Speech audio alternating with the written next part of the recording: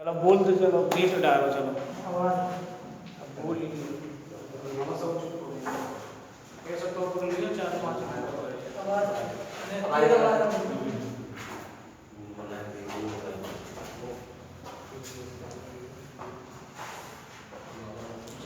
जहाँ खुद रखी रहे। हाँ बच्चों, अब मैं आपको पहला चैप्टर फिजिक्स का पहला चैप्टर उसको पढ़ा रहा हूँ। वो है वैद्युत आवेश एवं क्षेत्र। वैद्युत आवेश एवं क्षेत्र।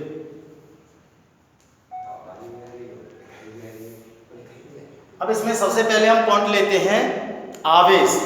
ये आवेश क्या है? आवेश जब दो वस्तुओं को आपस में रगड़ते हैं तो उनके बीच में आकर्षण और प्रतिकर्षण का गुण उत्पन्न हो जाता है। यही आकर्षण और प्रतिकर्षण के जो गुण हैं, यही आवेश कहलाता है। आवेश 3 प्रकार के होते हैं। पहला होता है आपका बिंदु आवेश।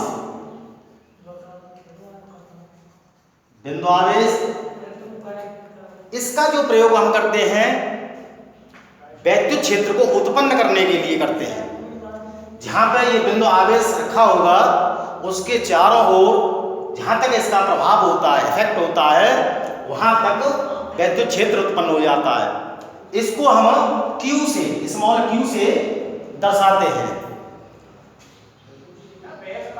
दूसरा, ये एक स्थिर आवेश होता है। इसको हम जो है एक स्थान से दूसरे स्थान पर बदल नहीं सकते।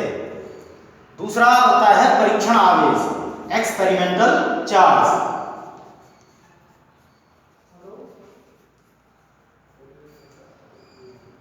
ये वैद्युत क्षेत्र की तीव्रता या वैद्युत विभव, इनको ज्ञात करने में इसका प्रयोग किया जाता है। बिंदु आवेश की तुलना में परीक्षण आवेश बहुत अल्प होता है। इसकी जो परिमाण है बहुत अल्प होता है। इसे Q0 से दर्शाते हैं। Q0, यहाँ पे ये 0 लगा हुआ है, Q0 भी बोल सकते हैं इसे, या Q0 भी बोल सकते हैं। ये अस्थिर आवेश होता है। इसको वैद्युत क्षेत्र के अंदर हम किसी भी स्थान पर ले जा सकते हैं। जिस तरह से ये वैद्युत क्षेत्र बन गया हमारा, ये वैद्युत क्षेत्र है। अब यदि हम बिंदु आवेश को रखेंगे तो ये जहां पर रखा होगा केवल एक ही स्थान पर रखा होगा, Q। इसको हम और कहीं नहीं ले जा सकते। लेकिन वैद्युत क्षेत्र की तीव्रता ज्ञात करने के लिए इसके द्वारा तो वैद्युत क्षेत्र उत्पन्न हो गया, लेकिन इससे कुछ दूरी पर हमने परीक्षण आवेश को रखा तो ये वैद्युत क्षेत्र की तीव्रता या विभव, इनको ज्ञात करने के लिए प्रयुक्त किया जाता है। अब ये तो स्थिर रहेगा अपने स्थान पर, लेकिन हम Q0 को कहीं भी रख सकते हैं। यहाँ रख करके हम यहाँ पर रख दें, यहाँ पर रख दें, कहीं भी ले जा सकते हैं। तो ये अस्थिर आवेश होता है और वैद्युत क्षेत्र की तीव्रता या वैद्युत विभव को ज्ञात करने के लिए इसका प्रयोग किया जाता है। तीसरा पॉइंट आता है मूल आवेश, फंडामेंटल चार्ज। मूल आवेश, ये जो आवेश होता है जैसे प्रोटॉन, इलेक्ट्रॉन, पॉजिट्रॉन, तो इनके जो आवेश होते हैं वो मूल आवेश कहलाते हैं। इलेक्ट्रॉन, प्रोटॉन, इनके जो आवेश हैं वो मूल आवेश कहलाते हैं। इसे हम स्मॉल e से दर्शाते हैं, स्मॉल e से। इनका मान निश्चित होता है, इसका मान निश्चित होता है 1.6 × 10⁻⁻19 कूलम।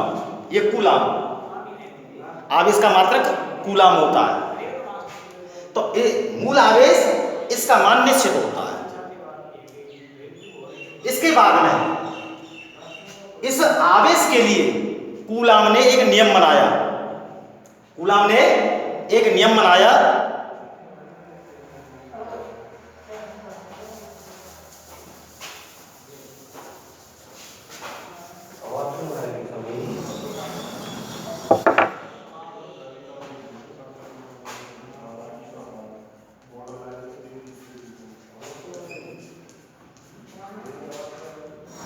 कूलाम ने एक नियम बनाया कि दो आवेश Q1 और इससे कुछ दूरी पर है Q2, इनके बीच की दूरी R, इनको पॉइंट आउट करते हैं हम A और B से। A और B इनके बीच की दूरी है R। तो इनके बीच में, दोनों आवेशों के बीच में हमने बताया था कि प्रतिकर्षण या आकर्षण, तो इन गुणों के कारण और बल भी लगते हैं, वैद्युत बल में दोनों आ जाते हैं, आकर्षण बल या प्रतिकर्षण बल, दोनों तरह के। तो जब समान प्रकृति के होंगे, दोनों ही पॉजिटिव हैं, धनात्मक हैं, तो उस स्थिति में प्रतिकर्षण बल लगेगा। एक प्लस है दूसरा माइनस है, तो उस स्थिति में आकर्षण बल लगेगा। तो F बल आरोपित हो रहा है इनके बीच में, तो दो आवेशों के बीच, कुछ दूरी पर रखे दो आवेशों के बीच लगने वाला प्रतिकर्षण या आकर्षण बल, दोनों आवेशों के, आवेश कौन कौन से हैं, Q1 और Q2, तो F Q1 Q2 के अनुक्रमानुपाती, Q1 और Q2 इन दोनों के गुणनफल के अनुक्रमानुपाती होता है। तो पहला पॉइंट ये आ गया।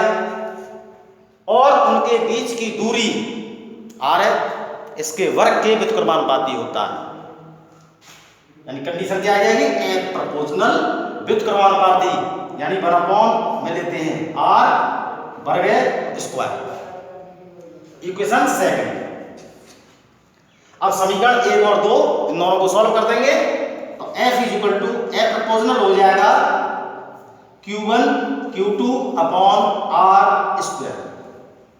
और जब इनकी तुलना करेंगे, हम यहाँ पे प्रोपोर्शनल के इस चिन्ह को हटाएंगे, तो हो जाएगा हमारा F 1/4 pi epsilon not Q1 Q2 upon R square. अब यहां पर ये 1/4 पाई एप्सिलॉन नॉट, ये वैद्युत बल नियतांक है, इसका मान होता है 9 न्यूटन मीटर स्क्वायर पर कूलम स्क्वायर। इसका मान निश्चित होता है, इतना होता है। अब यहां पे एप्सिलॉन नॉट, इसकी वैल्यू ये भी निश्चित होती है 8.85 × 10⁻⁻12 कूलम स्क्वायर पर न्यूटन मीटर स्क्वायर। इस चीज का विशेष ध्यान रखेंगे कि 1/4 पाई एप्सिलॉन नॉट, इसका जो मात्रक है उससे उल्टा मात्रक होता है एप्सिलॉन नॉट का।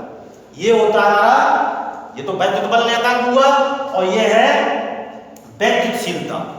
यदि यहाँ पे नॉट लगा हुआ है तो ये वायु या निर्वात की वैद्युतशीलता है, और यदि यहाँ पे खाली एप्सिलॉन है तो खाली एप्सिलॉन जो है वो किसी माध्यम की वैद्युतशीलता होती है, तो उसका जो है मान चेंज हो जाता है, वो उसका अलग होता है। एप्सिलॉन नॉट इसकी वैल्यू निश्चित होती है इतनी। तो ये आपका क्या है, कूलम का नियम।